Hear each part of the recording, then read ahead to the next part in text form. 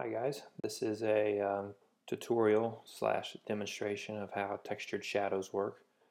So if you're interested in purchasing it and just want to see how it actually works, you can watch this, and if you have purchased it and want to learn how to use it, you can watch this as well. So I'm going to start with an installation, get that out of the way, of how to actually install the Photoshop actions and the patterns, and that's actually really simple. Photoshop actions can kind of seem intimidating at first, but they're actually really easy to use once you get them installed and you learn how to use them. They're actually great. There's a lot of great action files out on Graphic River that can create a lot of cool looking things with just the click of a button. So let me show you how to install mine really quick. When you get the file, you should see that you've got the three different action files, .atn files. I'm on a Mac, but on a PC it should look fairly similar and work fairly similar. Then I've got the patterns file and then the two free patterns that come with it. So to install these, you just double click on them. It'll open up in Photoshop and automatically install. So it's super easy to do. It should work that way, but if it doesn't, you can actually also manually install them in Photoshop.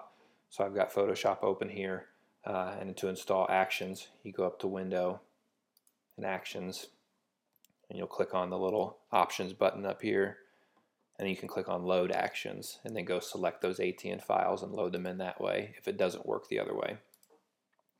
So once you have them in here, you'll see I've got the medium, small, and large based on what size of shadow you want, and that's also really based on how large the object is that you're applying a shadow to. So to apply a shadow, we'll just select some text, type something out real quick, and when you apply it, you want to make sure that not an empty layer or a background selected, but the layer that you want to apply the shadow to, otherwise the action will throw an error. So you select the text, we'll select a small shadow for this and we'll expand them, and here are all the different shadow types, and if you'll notice in here I've included a style guide that you can open up and shows what each different one looks like so you can know which one you're going after. So number 2 is my favorite. We'll just click on it up here, make sure it's selected over here, and then there's a play button down at the bottom of the actions window. Select that, and a couple seconds later you can see that it's applied the shadow. So super easy to do. If you don't like that one, you can just come over here and select the textured shadow done layer, and of course you can rename that to whatever you want to after the action's finished. But you can delete that and then do it again. So let's say for instance we want to bump up to something bigger.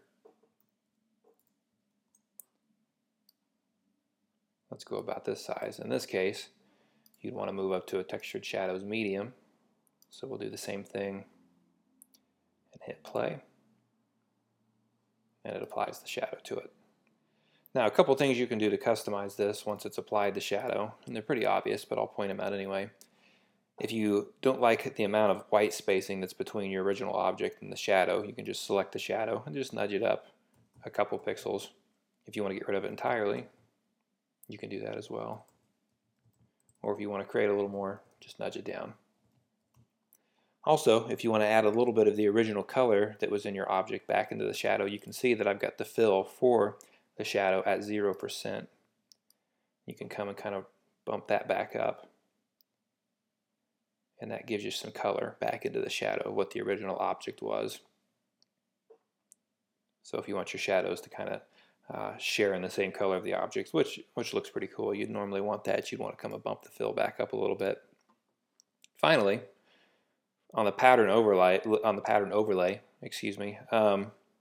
can actually go in and switch out the pattern that I've got in here with another one of these without running the action again, or you can go add your own. So if you just double click on pattern overlay, click on this here, you can see the ones that I've got installed. And if you install the pattern file originally like I showed by clicking on it, these should be also in patterns. So you can just select those and you'll see that it quickly switches out what pattern you're using. And in the same respects, you can use any other patterns you have installed. For instance, here's a wood floor pattern. Go bump up the opacity, and you kind of have a wood floor shadow. So you can use any pattern you want to with the action after you've applied it. Really, it's just cutting out the shadow and adjusting it correctly for you. That's what the action is doing, and applying the patterns that I've sent with the file. So we'll cancel that. And overall, that's really all there is to it. It's pretty simple to do. So for the fun of it, we can throw something together real quick here. I've included 2 free patterns for you as well that kind of give a little bit of a retro look. So we'll throw in a background here. We'll go put a pattern on it. Not that one. Let's see here. We'll go with this beige texture. I believe that's one of them that I put in. Yep. Set that as the background. Go ahead and lock that. Oops, sorry. Lock that. Can't move it. And then we'll come and throw text on the screen again. Textured. Go center that. I'm using Open Sans, by the way. It's a great free Google web font. I really like it lately. So if you're wondering what typeface I'm using, call it textured. Let's go apply number 2 to it again. Perfect. Go select the textured, your original object. Let's apply a pattern to that again, not that one. Let's go and select this white texture. This time, come set its blend mode to multiply. You can kind of see there's a little bit of it exposed in there, and you can mess around with the different blend modes to get it the way that you like it overlaid. That looks pretty cool. That actually gives a cool orange effect. Or you can keep it on normal. Bump the opacity down some. It really depends on the look that you're going for. We'll just say overlay in this case. And hopefully that just gives you out of the box kind of the look that I had put together in that preview originally. And actually something else I'd put on it was a gradient overlay. And then we'll set that to overlay.